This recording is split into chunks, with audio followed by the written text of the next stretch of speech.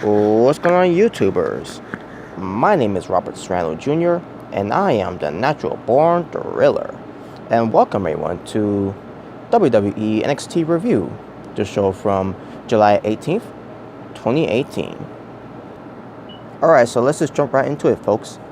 So, the opening show, they announced that the main event was supposed to be a fatal four-way match between the four women that was going to be fighting for the number one contendership against Shayna Baszler for the NXT Women's Championship for the next TakeOver show, which is Brooklyn 4 during SummerSlam weekend. But they said that one of them will not be part of the match, and it will be a triple threat match instead. And I'll get to more of that later. But when that being said, let's just move on to what happened here. So the opening match was Lacey Evans versus Dakota Kai.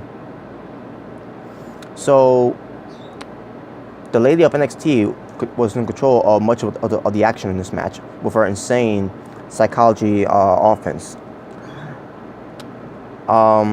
Basically, this was a rematch between these two back in February. I can't remember what if at the time if Lacey Evans was a heel at the time, or she started becoming a heel at the time. But yeah, I remember that match, and that was the match that Dakota Kai actually won. But anyways, basically she was getting the leverage and shortcuts of the match. Evans, Dakota Kai was getting the comeback offense at the end. Basically, these two are having a tremendous match. Lacey Evans is really improving as a female wrestler, and Dakota Kai, she's always been good, and just seeing these two wrestle, these two have good chemistry when it comes to women's wrestling.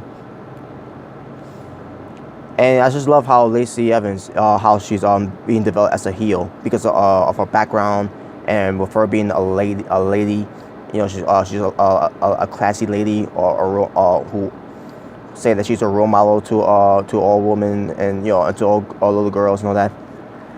That's the type of heel stick that can get over and is working to a degree. So. Dakota Kai was going for her what, how you call it again, the Yazuka kick that she does where she goes around and then she goes for that kind of like Sami Zayn's Haluva kick, and she did it twice to Lacey Evans, and she did a couple of face wash to Lacey Evans, and she tried to go for a finishing move after that, but more countering after countering, and then finally Lacey Evans, without nowhere, with the woman's right, like the Big Show's knockout punch, and gets the 3 count in the win. After the match, Lacey Evans is bad mouthing Kairi Sane while Kairi Sane is down and all that, down now, and she's berating her. And I'm like, holy shit, I love this Lacey Evans. She is getting it done. And yeah, so basically Lacey Evans gets the win. And now when it comes to these two having a match on NXT, they're 1-1. Dakota Kai from back in February got a win over Lacey Evans, and now months later we get into July and Lacey Evans gets the win over Dakota Kai. And this will lead to a rubber match pretty soon. When it's gonna happen, I don't know, but we'll see.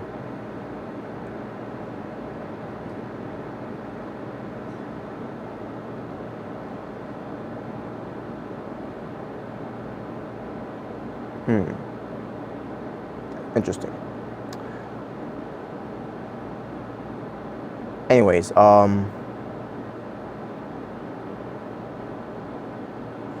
next we get to Candice Ono defeating some guy named Rick Ramazin, whatever. It was basically a squash, and there's nothing to talk about the match, folks. It was just a squash, and it showcased that Candice Ono is a dangerous man. Whatever. I don't know what to say at this point. All right, now we get to the main event. And there's some things that happen on the show too. When it comes to EC3 being confronted by the finest, Conor Reeves. Now here's the thing with that one.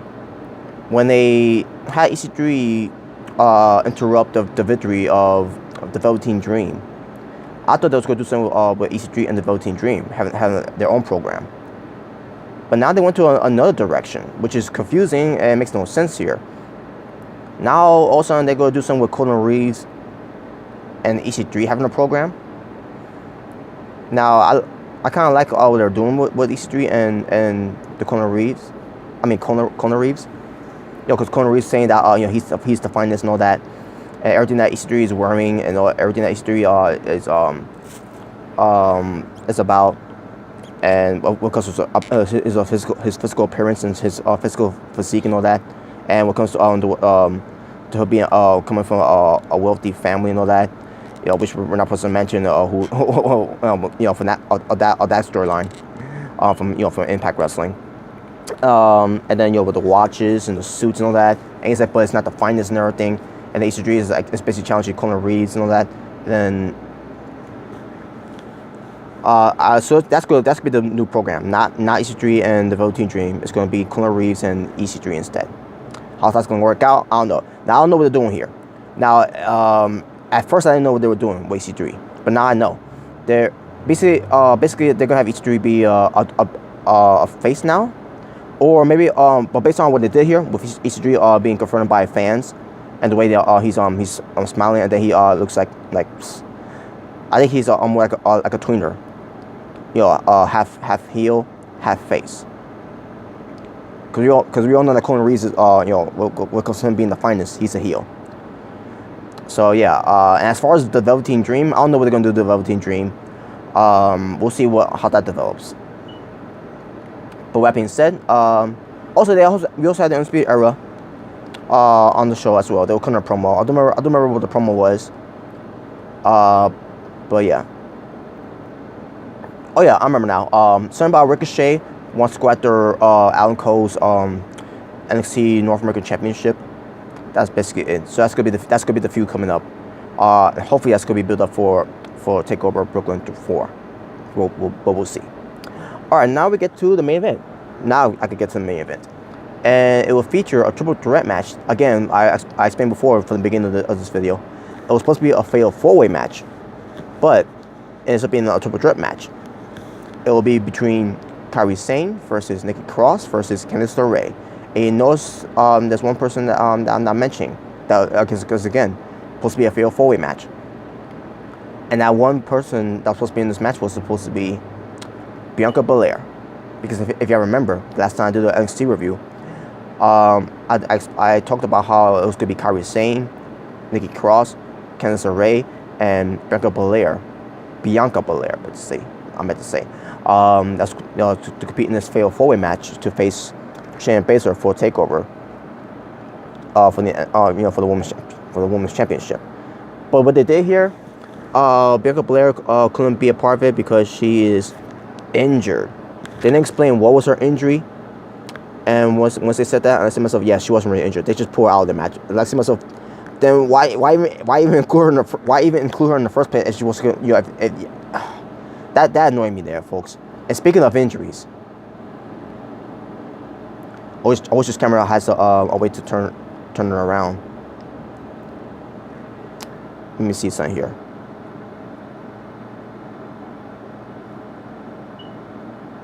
Okay, never mind. But speaking of injuries, folks, remember I talked about Lars Sullivan's X-ray about his jaw, because of that Takeover show that he had with Aleister Black.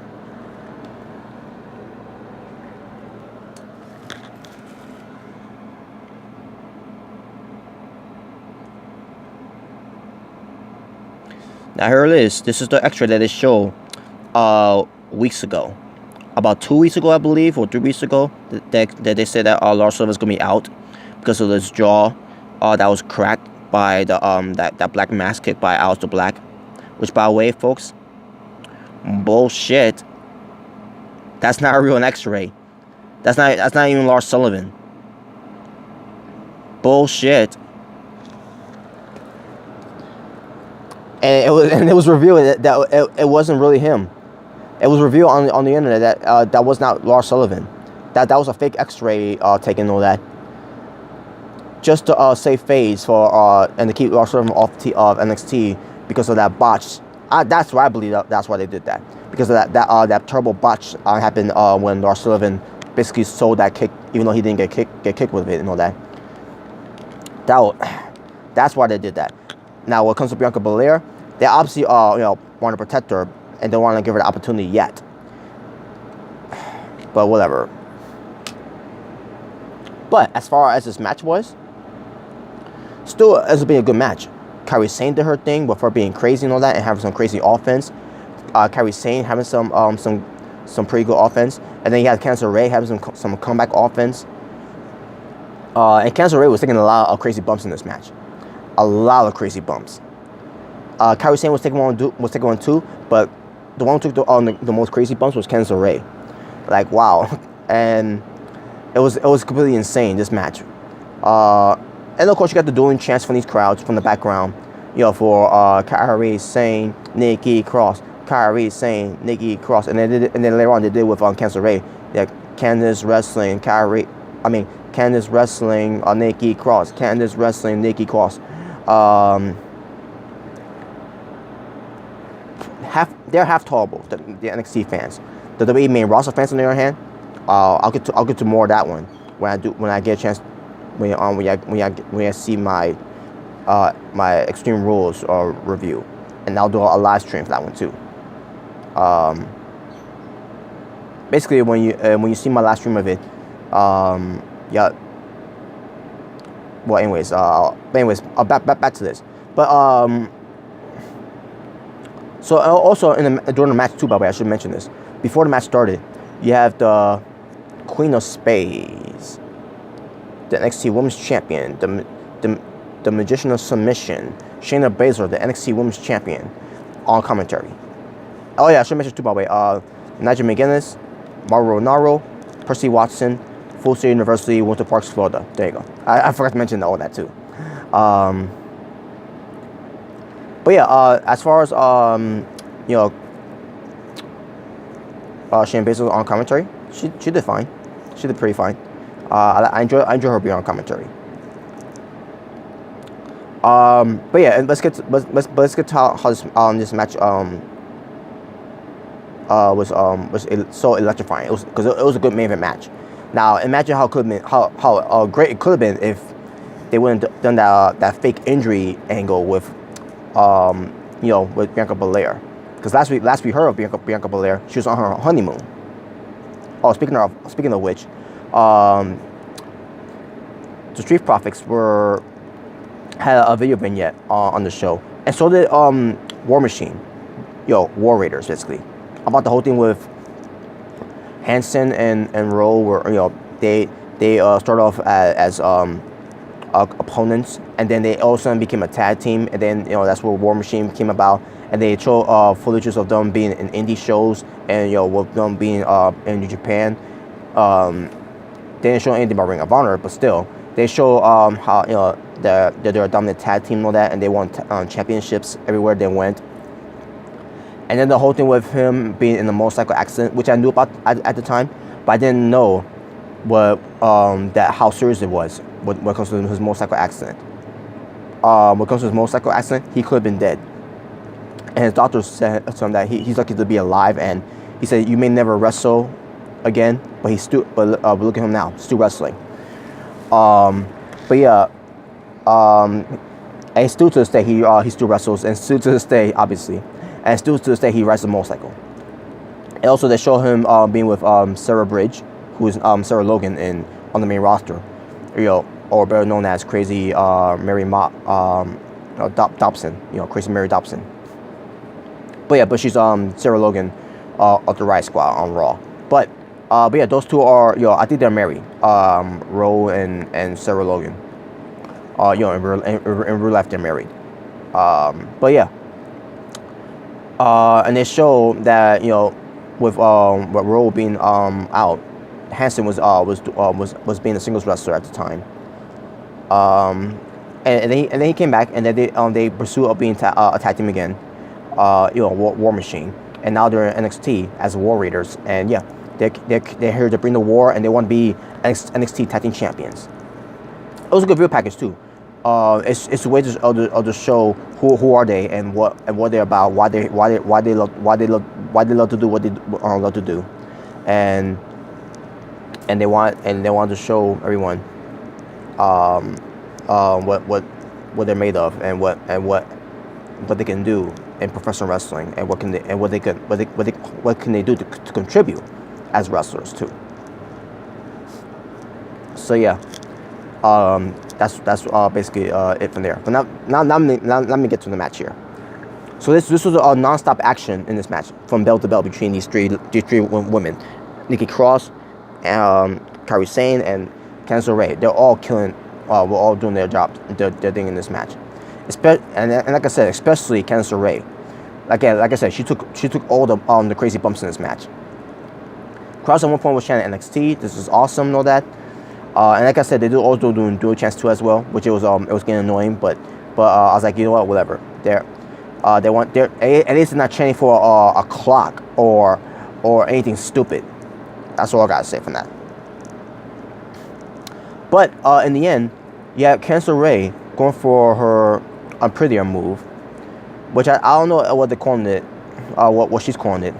Let me see if it says it here.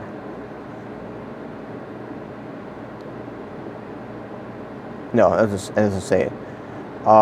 Basically, when she hit the unpretty on Nikki Cross, went for the springboard moonsault, hits it, goes for the cover, but then out of nowhere from the top rope, Kairi Sane with the insane elbow onto the back of Candice LeRae, and then Nikki Cross rolls out of the ring, and then Candice LeRae gets pinned by Kairi Sane, the Pirate Princess. So yeah, it's going to be Shayna Baszler versus Shayna Baszler versus Kairi Sane at NXT TakeOver Brooklyn 4 during SummerSlam weekend, and basically it's going to be the rematch from the Mae Young Classic tournament from last year, when it came to Shayna Baszler versus Kairi Sane in the finals.